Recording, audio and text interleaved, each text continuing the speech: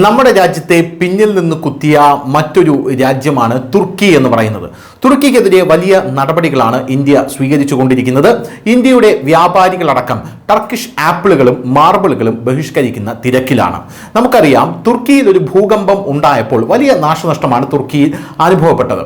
ഈ തുർക്കിയുടെ ഭൂകമ്പത്തിന് ആദ്യം ഡിസാസ്റ്റർ എയ്ഡ്സുമായി ഓടിയെത്തിയത് നമ്മുടെ രാജ്യമായിരുന്നു, ഭാരതമായിരുന്നു. തുർക്കിയിൽ മാത്രമല്ല, മ്യാൻമറിലും ബാങ്കോക്കിലും ഇന്തോനേഷ്യയിലും അടക്കം ഭൂകമ്പം നടന്നപ്പോൾ എല്ലാം ഓടിയെത്തിയത് നമ്മുടെ രാജ്യമാണ് ആദ്യം എന്നുള്ളതാണ് പ്രധാനപ്പെട്ട പോയിന്റ് എന്ന് പറയുന്നത്.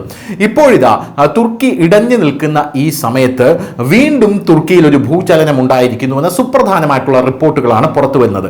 ഇതിന്റെ ദൃശ്യങ്ങൾ ഇപ്പോൾ പുറത്തു വന്നിട്ടുണ്ട്. ഈ ദൃശ്യങ്ങൾ യൂട്യൂബ് കോപ്പിറൈറ്റ് വയലേഷൻസിന്റെ ഭാഗമായതുകൊണ്ട് തന്നെ, അല്ലെങ്കിൽ അത് അങ്ങനെ ഒരു സംവിധാനം യൂട്യൂബിൽ ഉള്ളത് കൊണ്ട് തന്നെ നിങ്ങളെ കാണിക്കാൻ കഴിയുമോ എന്നുള്ള കാര്യത്തിൽ ഉറപ്പില്ല. എങ്കിലും നമ്മൾ മാക്സിമം കാണിക്കാൻ ശ്രമിക്കുന്നതാണ്.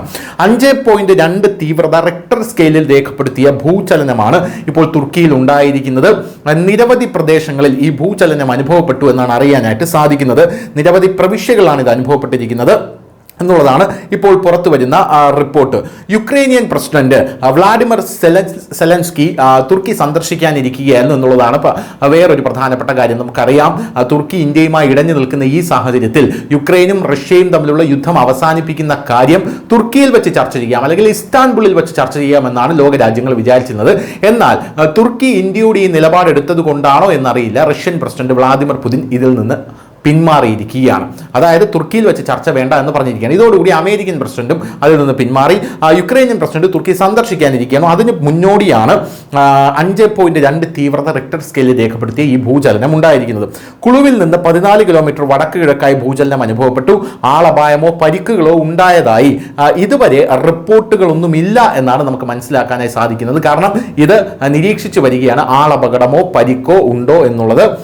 ഇറാൻ ആസ്ഥാനമാക്കിയുള്ള മെഹർ വാർത്താ ഏജൻസിയാണ് ഇക്കാര്യം റിപ്പോർട്ട് ചെയ്യുന്നത്. രാജ്യത്ത് ഭൂകമ്പം ഉണ്ടായപ്പോൾ നാട്ടുകാർ ദൃശ്യങ്ങളടക്കം സോഷ്യൽ മീഡിയയിൽ പങ്കിട്ടിട്ടുണ്ട്.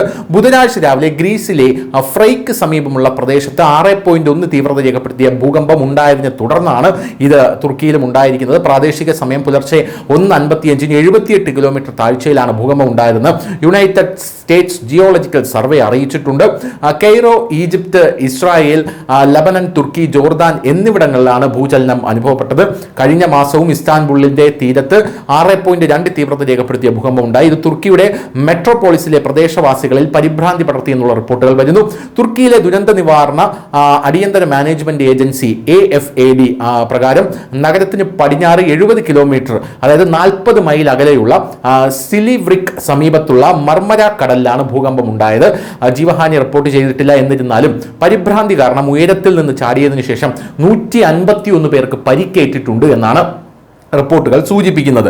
7 കിലോമീറ്റർ താഴ്ചയിൽ ആകെ 13 സെക്കൻഡ് ഭൂകമ്പം നീണ്ടുനിന്നതായും ഇതുവരെ 51 തുടർചലനങ്ങൾ രേഖപ്പെടുത്തിയതായും തുർക്കി ആഭ്യന്തരമന്ത്രി അലി യെർലിക്കായ പറഞ്ഞു. അതിൽ ഏറ്റവും വലുത് 5.9 തീവ്രതയുള്ളതായിരുന്നു.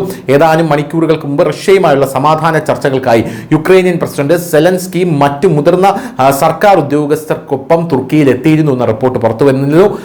എന്നിരുന്നാലും Russian president Vladimir Putin Moscow പ്രതിനിധി സംഘത്തിന്റെ ഭാഗമായിരുന്നില്ല. ഇത് സമാധാന ശ്രമങ്ങളിൽ റഷ്യ ഗൗരവം കാണിക്കുന്നില്ല എന്ന് പാശ്ചാത്യ ഉദ്യോഗസ്ഥരിൽ നിന്നുള്ള വിമർശനത്തിനും കാരണമായിട്ടുണ്ട്. എന്തായാലും തുർക്കി വലിയ ആപത്തിൽ പെട്ടിരിക്കുകയാണ്. 151 പേർക്ക് ഇതിൽ പരിക്കേറ്റിട്ടുണ്ട് എന്ന റിപ്പോർട്ടുകളും പുറത്തു വരുന്നുണ്ട്. News desk, news India Malayalam.